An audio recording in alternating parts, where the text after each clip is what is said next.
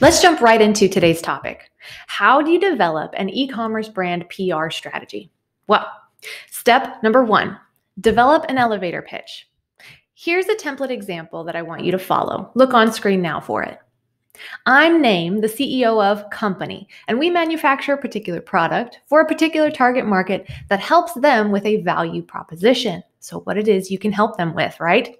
I want you to use this template to create 4 or 5 messages to address the different people your PR efforts will focus on, right? Who you're reaching out to. So number 1, who we are.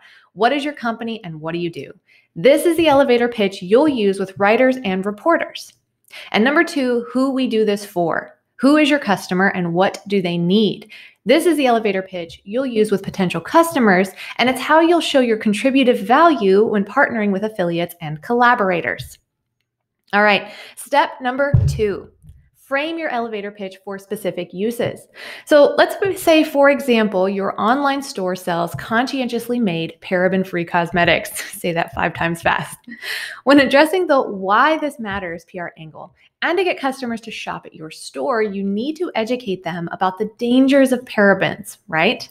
You'll need to come up with a few pitch ideas, which are simply the press stories you're going to hope to place with journalists and reporters. 2 that you might consider include maybe an infographic, right, that you can send to bloggers. Can your makeup cause breast cancer? And all the different information about that in an infographic.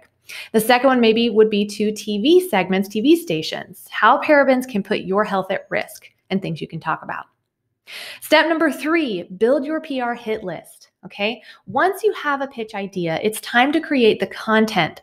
If you're creating an infographic or a guest blog post, find 10 writers or reporters who've covered this topic or a related topic recently and send them a message.